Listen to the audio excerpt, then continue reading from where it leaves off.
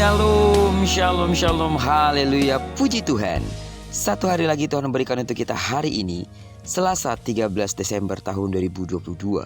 Percayalah, Tuhan pasti akan memberkati kita di sepanjang hari ini, amin.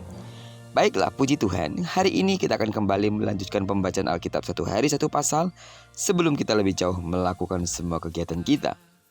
Dan luar biasa, mulai hari ini sampai 3 hari ke depan, kita akan membaca kitab Zefanya. Sebuah kitab yang menyatakan tentang hari Tuhan, hari penghukuman dunia karena dosanya. Kitab ini juga akan menyatakan tentang kedatangan Tuhan kali kedua. Apa yang Tuhan ingin beritahu kepada kita melalui kitab ini? Mari ikuti dengan setia. Hanya 3 hari saja, dan saya begitu percaya, saudara pasti akan diberkati. Amin. Baiklah. Judul renungan kita hari ini dari pasal 1 ayat 1 sampai dengan 18 adalah Hari Tuhan yang diberitakan. Sebagai pengantar renungan ini saya akan coba bacakan untuk kita ayat yang ke-18. Mereka tidak dapat diselamatkan oleh perak atau emas mereka pada hari kegemasan Tuhan, dan seluruh bumi akan dimakan habis oleh api cemburunya. Sebab kebinasaan, malah kebinasaan dahsyat diadakannya terhadap segenap penduduk di bumi. Sidang jemaat Tuhan, Zefanya membuka kitabnya dengan mengungkapkan tentang penghukuman yang dahsyat di hari Tuhan. Firman-Nya menjelaskan bahwa segala sesuatu di dunia akan digoncangkan dan dimusnahkan pada hari tersebut. Hari Tuhan disebut juga hari penghakiman Tuhan di akhir zaman.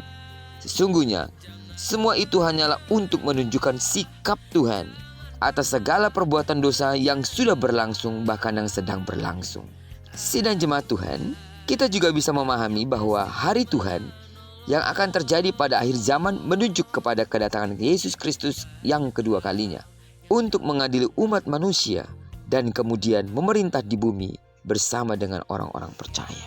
Orang percaya atau gerejanya, saudara dan saya, Alkitab mengingatkan bahwa kedatangan Tuhan Yesus sebagai hakim harus didahului oleh kehancuran. Semuanya terjadi sebagai dampak dari dosa yang dilakukan manusia hingga saat ini dan tidak adanya pertobatan.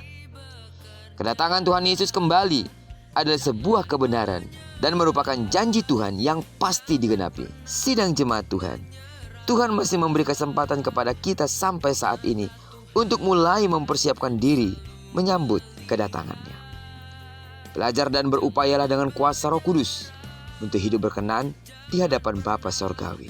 Sehingga ketika dia datang, dia mendapati kita dan berkata, "Sabaslah hai hambaku yang baik dan setia."